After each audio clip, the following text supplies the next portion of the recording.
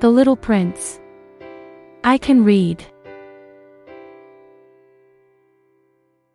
어린왕자 원서읽기.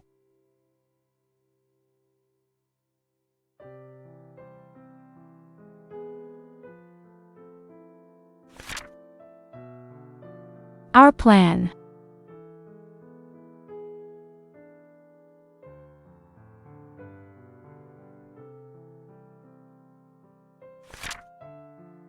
Chapter 2.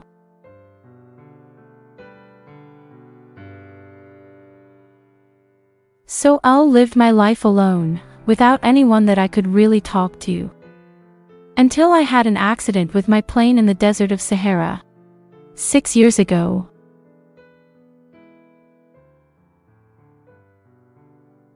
Something was broken in my engine.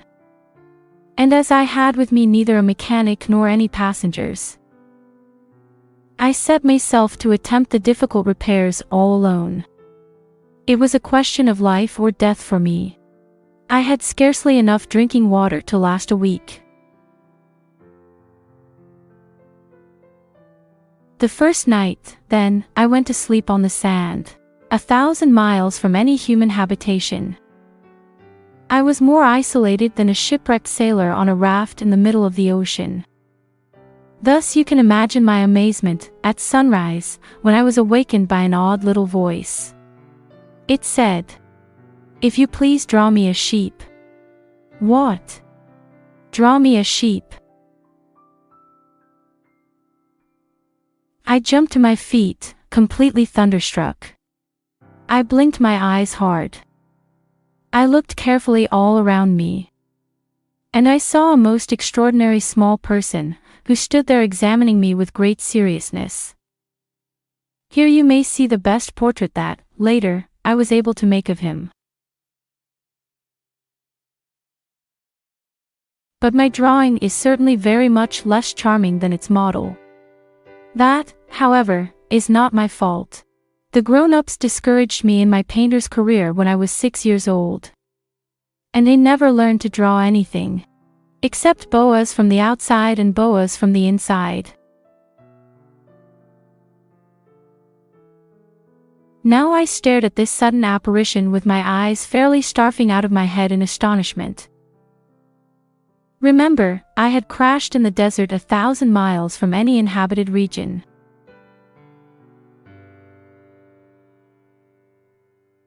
And yet my little man seemed neither to be straying uncertainly among the sands nor to be fainting from fatigue or hunger or thirst or fear. Nothing about him gave any suggestion of a child lost in the middle of the desert, 1,000 miles from any human habitation. When at last I was able to speak, I said to him, "But what are you doing here?"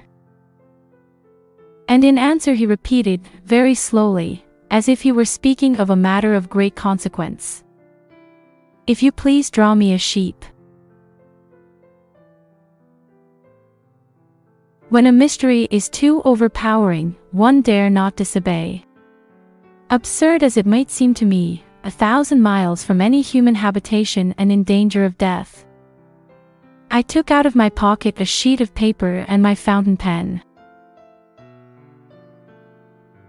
But then I remembered how my studies had been concentrated on geography, history, arithmetic, and grammar.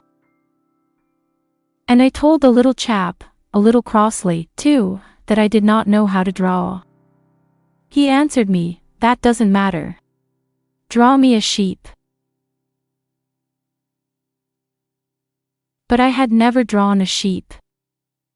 So I drew for him one of the 2 pictures I had drawn so often.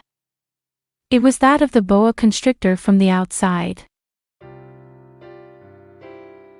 And I was astounded to hear the little fellow greet it with, "No, no, no.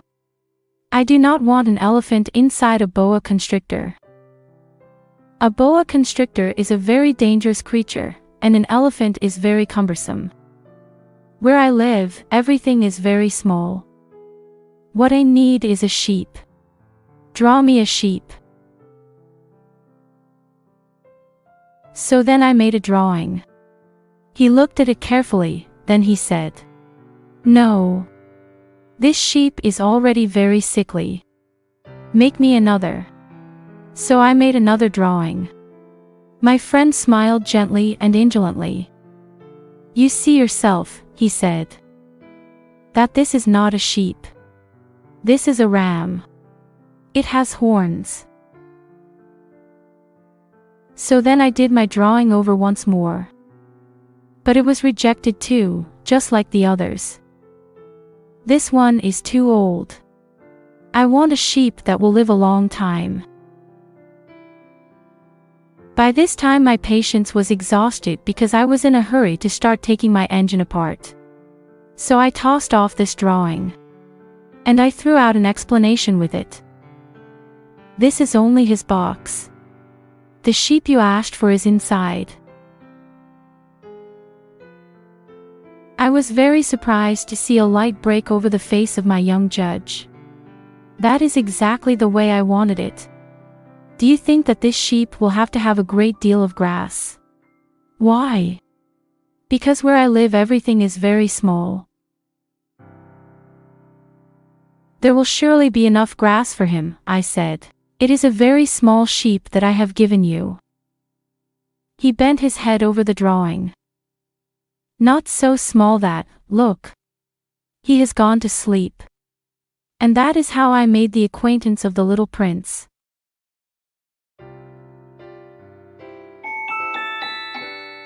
You did it.